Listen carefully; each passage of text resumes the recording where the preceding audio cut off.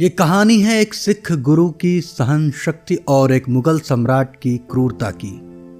यह गुरु अर्जन देव पर मुगल सम्राट जहांगीर द्वारा किए गए जुल्मों की दास्तां है।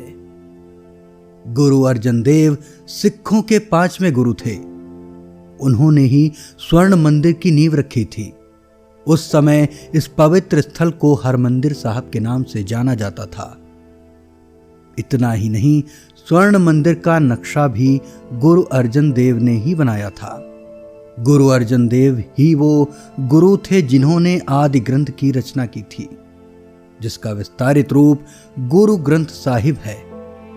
सभी धर्मों के लोगों में उनकी मान्यता थी, लेकिन कट्टरपंथी मुसलमानों को यह बर्दाश्त नहीं हुआ। उन्होंने यह अफवाह फैलाना शुरू कर दिया कि आदि ग्रंथ में कुछ शब्द इस्लाम के खिलाफ लिखे हुए हैं। मुगल शासक जहांगीर ने गुरु अर्जन देव को गिरफ्तार करने का आदेश दे दिया। जहांगीर के आदेश पर उन्हें गिरफ्तार कर लिया गया। जहांगीर ने उनके सामने प्रस्ताव रखा कि यदि वह इस्लाम को स्वीकार कर लेते हैं तो उन्हें मुक्त कर दिया जाएगा, परंतु गुरु अर्जन देव ने इस प्रस्ताव को ठुकरा दिया।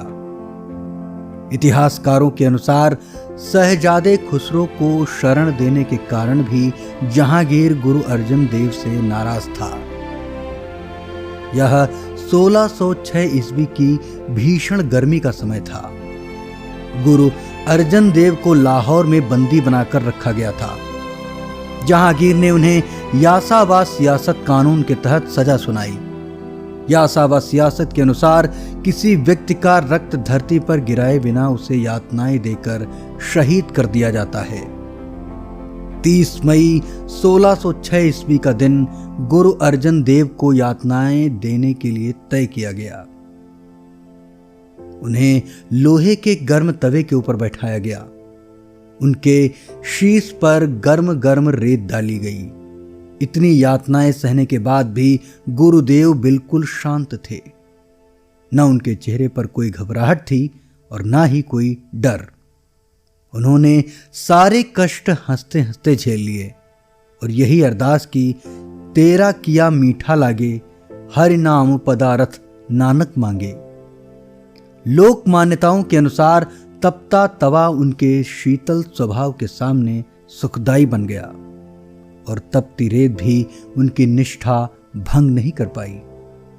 इन्हीं कहानियों के अनुसार जब गुरुजी का बदन गर्म रेत के कारण झुलसने लगा तो उन्हें रावी नदी में नहाने के लिए भेजा गया। नदी में पहली डुबकी लगाते ही उनका शरीर नदी में विलुप्त हो गया। कुछ अन्य कहानियों के अनुसार जहांगीर ने गुरु अर्जन देव की हत्या करवा दी थी।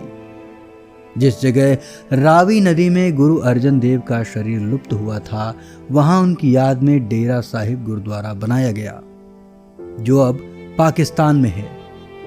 इन कहानियों में कितनी सच्चाई है और कितना झूठ, यह हम नहीं जानते। जहांगीर ने गुरु अर्जन देव की हत्या राजनीतिक कारणों से करवाई या फिर धार्मिक कारणों से, इसके भी पक्के सबूत हमारे पास नहीं हैं। लेकिन जिस क्रूरता से उन पर अत्याचार किए गए, वह जहांगीर की कट्टरता और अमानवीय व्यवहार के साक्ष्य के अलावा और कुछ नहीं है। गुरु अर्जन देव को सिख धर्म के पहले शहीद के रूप में याद किया जाता है। श्री गुरु अर्जन देव जी को उनकी विनम्रता के लिए भी याद किया जाता है। कहा जाता है कि उन्होंने अपने पूरे जीवन काल में किसी से दुर्वचन नहीं कहा। यहां तक कि उन्हें यातनाएं देने वाले पत्थर दिलों से भी वह बड़ी विनम्रता से बात करते रहे।